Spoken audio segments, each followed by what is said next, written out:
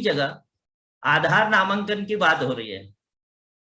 आप जानते हैं कि जितने भी छात्र छात्राएं हैं या किसी भी, आज प्रत्येक बच्चे का आधार नामांकन आधार कार्ड बना हुआ है। इस हमारे जो आधार ऑथेंटिकेशन डाटाबेस का बनाने का मुख्य उद्देश्य यह है कि हम विभाग में से जो घोषित नामांकन है उनको अलग कर पाए। मैं आपको इसके बारे में थोड़ा और डिटेल में बताता हूं कि जितने भी हमारे छात्र छात्रा परिषदीय और एडेड स्कूल के बच्चे हैं कक्षा 1 से 8 तक के, उनके आधार प्रमाणित डेटाबेस को बनाने के लिए स्टेट लेवल में राज्य स्तर पर एक स्टेट नोडल एजेंसी हायर की गई है, SIL श्रीटोन इंडिया लिमिटेड। इसके द्वारा, इस एजेंसी के द्वारा अभी लखनऊ मंडल में एक पायलट प्रोजेक्ट भी चलाया गया है और हमारा जो पायलट प्रोजेक्ट है वो लखनऊ मंडल में काफी सफलतापूर्वक हमने उसको लगभग पूर्ण कर लिया है। मेन चीज करना है कि प्रेरणा पोर्टल पर जो आपके विद्यालय के छात्र छात्राओं की यूनिक आईडी है उसको उनके आईडी नंबर, आधार नंबर से जोड़ा जाना है।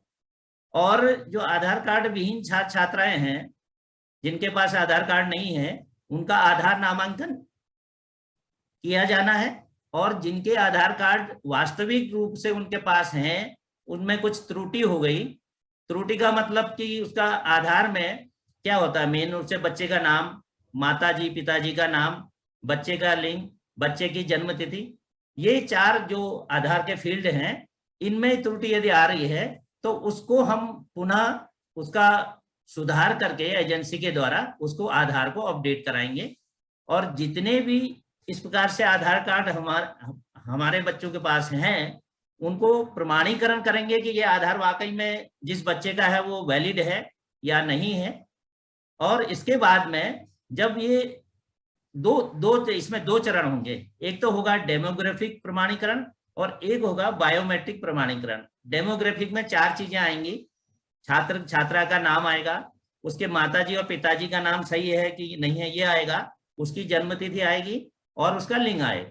ये 4 चीजें यदि डेमोग्राफिक में आपका प्रमाणीकरण हो जाता है तो उसके बाद में जो फाइनल इसका प्रमाणीकरण है उसमें बच्चे को, स्टूडेंट को एक फिंगर स्कैनर मशीन है, बहुत छोटी सी, आपके ब्लॉक्स में सबको दिया जा रहा है। और ये भी कोशिश है कि आगे जो 5 विद्यालयों में एक मशीन हम उपलब्ध कराएंगे। उस मशीन के द्वारा जब वो बायोमेट्रिक उसका बच्चे का प्रमाणीकरण हो जाएगा तो तब हम उसको वास्तविक रूप से सफल आधार का जो ऑथेंटिकेशन है, वेरिफिकेशन है, सफल मानेंगे। इसमें जो हमारे स्टेक होल्डर हैं, स्टेक होल्डर माने हितधारक, कौन कौन से लोग इसमें जुड़े हैं। जिला स्तर पर हमारे BSA जिला समन्वय और श्रीटोन के द्वारा श्रीटोन इंडिया लिमिटेड जो हमारे इस काम को करने के लिए अधिकृत किया गया जिनको, उनके द्वारा एक जिला समन्वय को उपलब्ध कराया जाएगा, ये तीनों लोग। और BRC स्तर पर खंड शिक्षा अधिकारी और श्रीटोन इंडिया के एक ब्लॉक समन्वय, ये 2 लोग कोऑर्डिनेट करेंगे। राज्य स्तर पर हमारी यूनिट, अधिष्ठान यूनिट, जिसमें मैं यूनिट इंचार्ज हूं, और हमारे वरिष्ठ सलाहकार और TSC हमारे साथ में एक टेक्नोसिस कंपनी, टेक्नोसिस उनकी सहायता ले रहे हैं, उनके हमारे साथ में अभिषेक जी हैं, वो इसमें सहयोग करेंगे। और SIL द्वारा जनपद स्तर एवं BRC स्तर पर जब तक आधार प्रमाणीकरण पूर्ण हो जाएगा, इसी हेतु समन्वयक कोऑर्डिनेटर खुद दिए जाएंगे। और यदि आधार सत्यापन में कोई भी समस्या आ रही है, क्योंकि बहुत बड़ा ये काम है, 17 मंडल में अभी काम शुरू होने वाला है और आने वाले दिसंबर माह तक इस काम को पूरा किया जाना है, तो उसमें यदि कोई भी समस्या आ रही है तो मध्याह्न भोजन प्राधिकरण में एक श्रीटोन और टेक्नोसिस का हेल्प डेस्क बनाया गया है, जिसमें उनके प्रतिनिधि उनके द्वारा निर्धारित किए गए मानव संबंध वहां पर व्यक्ति वहां पर रहेंगे और उनके द्वारा आपकी जो समस्याएं आएंगी उनको उनका निराकरण भी किया जाएगा और रैंडमली जनपदों में फोन करके स्थिति को पूछा भी जाएगा। नेक्स्ट है इसका आधार ऑथेंटिकेशन का। ये हमने इनको 9 स्टेप्स में बांटा है। एक एक स्टेप जरा हाईलाइट करा के प्लीज थोड़ा दिखाइए। तो जो पहला स्टेप है, सबसे पहला स्टेप क्या करना है, हमको यू डाइस की मैपिंग करनी है। जनपदों में जितना भी यू डाइस का वेरिफिकेशन हो रहा है इस समय, तो उसके लिए जो जिला समन्वय एमडीएम है, उनको हमने इसके लिए नामांकित किया गया है। और वो क्या करेंगे कि हमारे जो यूडाइस है उनके 100% जो है मैपिंग किया जाना है। सभी स्कूलों में यूडाइस को सही सही भरा जाना है। इसके लिए आप लोगों का, विशेष रूप से प्रधानाध्यापकों का सहयोग जरूरी है, क्योंकि यूडाइस में इससे जो सूचना आती है उससे सारी आगे फिर गतिविधियां निर्धारित होती हैं।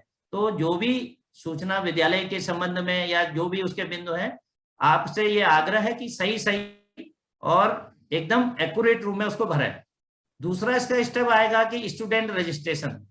आप जानते हैं कि जो आप स्टूडेंट रजिस्ट्रेशन का जो मेन आपका माध्यम है वो क्या है, एसआर रजिस्टर है। आपके जो छात्र पंजिका है आपके विद्यालयों में, छात्र नामांकन पंजिका, उसके आधार पर सभी छात्र छात्राओं का पंजीकरण आपको प्रेरणा पोर्टल पर करना है।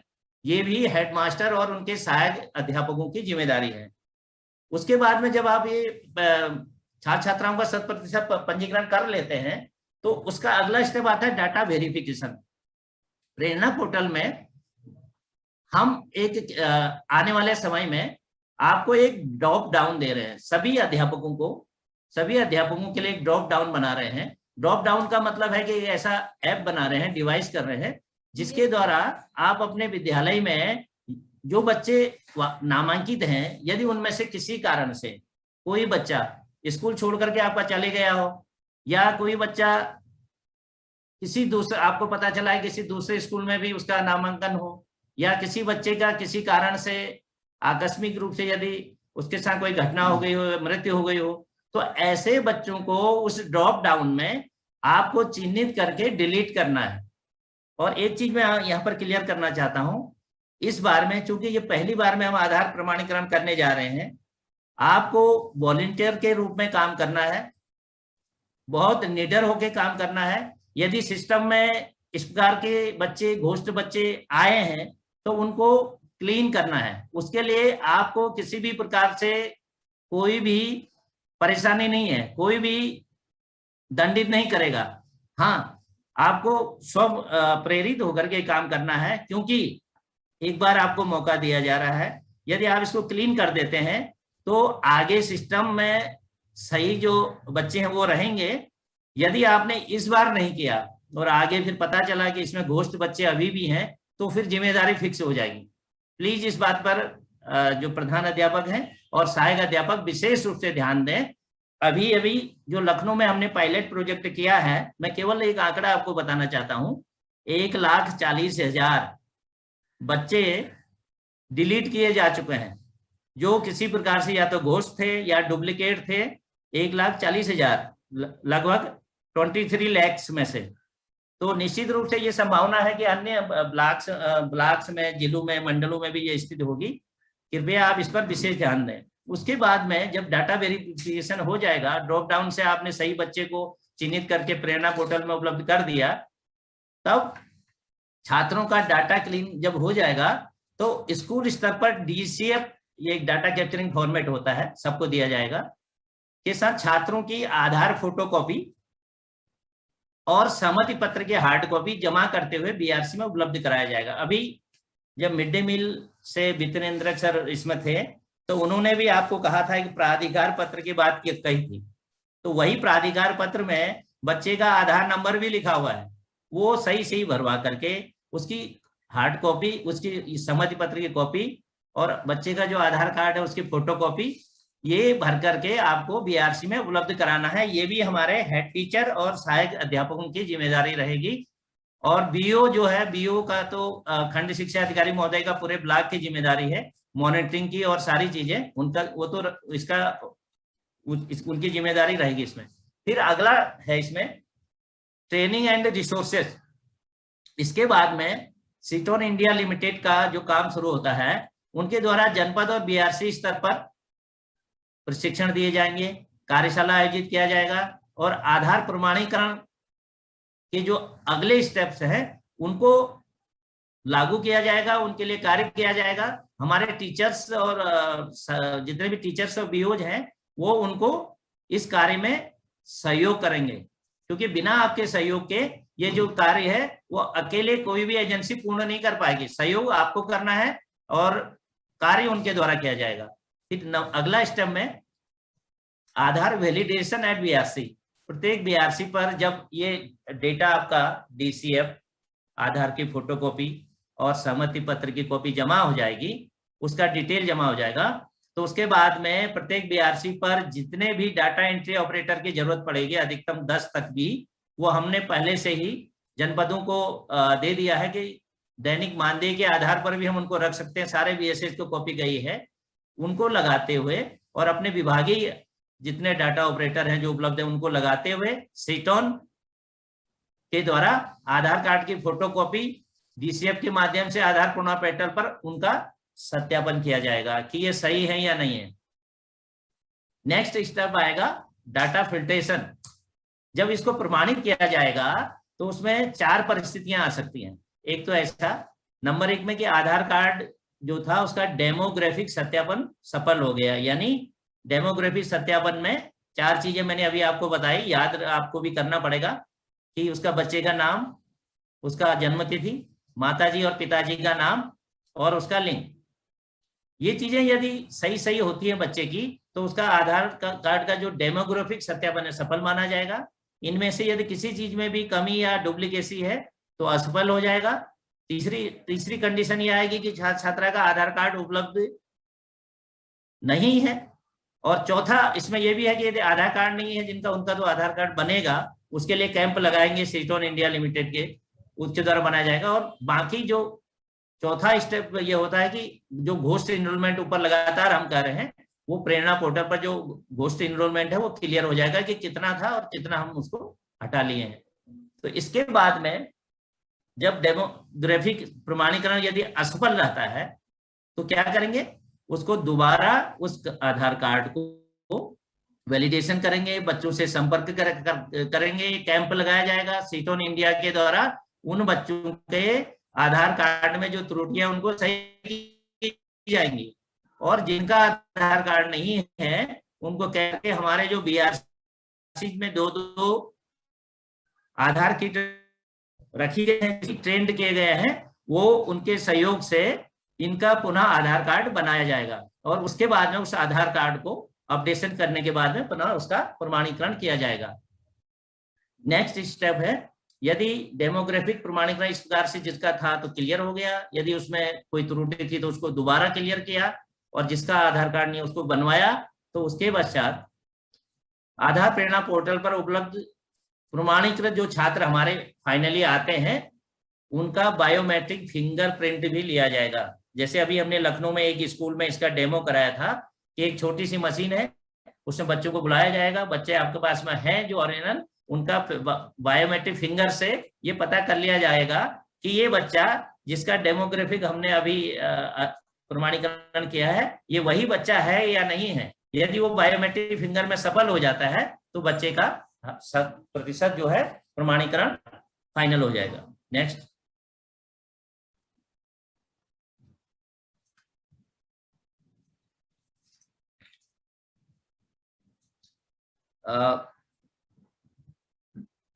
अंसारी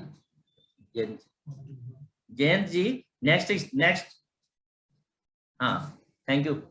अब मैं थोड़ा सा टाइम कम है क्योंकि बीच में थोड़ा व्यवधान भी हुआ था, तो मैं आपको जल्दी इसमें रोल्स और रिस्पॉन्सिबिलिटी आपकी हेड टीचर के साथ, ये केवल हम हेड टीचर को बोल रहे हैं इसलिए कि आप हमारी जो सबसे बड़ी सेना है उसके ग्राउंड लेवल पर काम करने वाले लीडर हैं।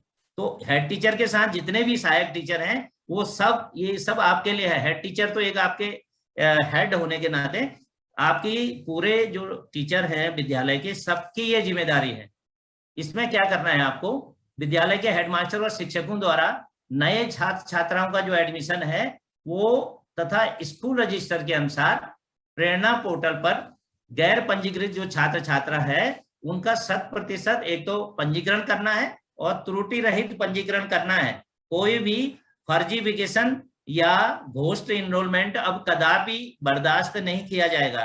प्लीज हम आप लोगों से रिक्वेस्ट करते हैं कि यदि अभी भी, क्योंकि अध्यापक को सारे बच्चों के बारे में पता रहता है कि कौन बच्चा वैलिड है, कौन घोस्ट है, तो जो भी लीडरशिप अपना स्वप्रेरित होकर के ऑटो मोड में जितने भी घोस्ट बच्चे, प्लीज उनको अलग करिए।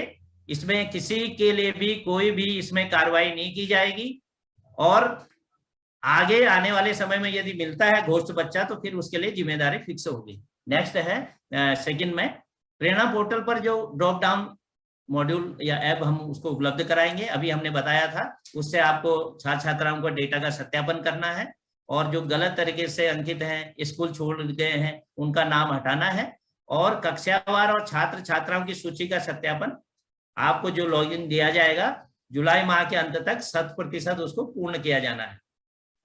उसके बाद में प्रत्येक छात्र छात्रा का आधार फोटोकॉपी और आधार सहमति पत्र एकत्रित करना है, बीआरसी पर सीटों द्वारा उपलब्ध कराए गए डीसीएफ पर उसको भरवाना है, देना है, और उसके बाद में डीसीएफ एकत्रित करके आधार कार्ड की फोटोकॉपी, सहमति पत्र की सूचना एसआर रजिस्टर की सूचना के साथ अंकित किया जाना है।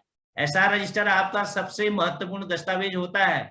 कहीं पर भी कोई बात आती है तो एसआर रजिस्टर की ही बात आती है, तो आप बिल्कुल एकदम कन्विंस हो जाइए कि आपके आधार की जो सूचना है, छात्र पंजिका की सूचना है, वही सूचना प्रेरणा पोर्टल पे फीड है। किसी भी प्रकार से मिसमैचिंग यदि आप है तो उसके लिए तो फिर बाद में निश्चित रूप से आप जानते हैं कि जिम्मेदारी फिक्स हो जाएगी। और इसके अलावा जो आपके डीसीएफ प्रेरणा पोर्टल पंजीकृत छात्र छात्राओं के आधार कार्ड की फोटोकॉपी है और सहमति पत्र है, आपको बीआरसी में जमा किया जाना है। नेक्स्ट जैन जी,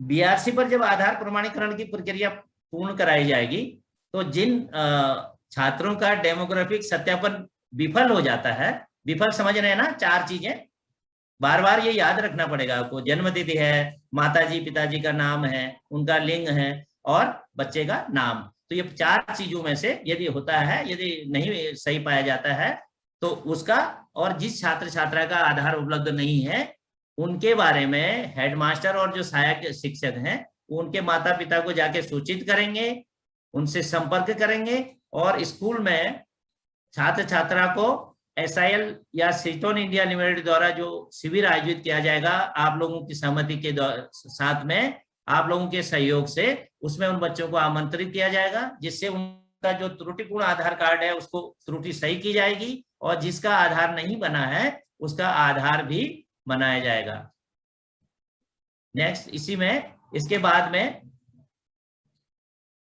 जिन छात्र छात्राओं का, थोड़ा पीछे करिए प्लीज एक बार, जिन छात्र छात्राओं का डेमोग्राफिक आधार प्रमाणीकरण सफलतापूर्वक हो गया उनका बायोमेट्रिक फिंगरप्रिंट प्रमाणीकरण सीटों द्वारा किया जाएगा, लेकिन हमारे शिक्षकों की उसमें विशेष भूमिका रहेगी, और ये भी हो सकता है कि आने वाले समय में आपको इन बच्चों के फिंगरप्रिंट लेने भी पड़ सकते हैं, तो प्लीज आप उनका सहयोग करेंगे, और ये फिंगरप्रिंट जब प्रमाणीकरण हो जाएगा तभी बच्चा फाइनली आधार ऑथेंटिकेट उस बच्चे का माना जाएगा। नेक्स्ट,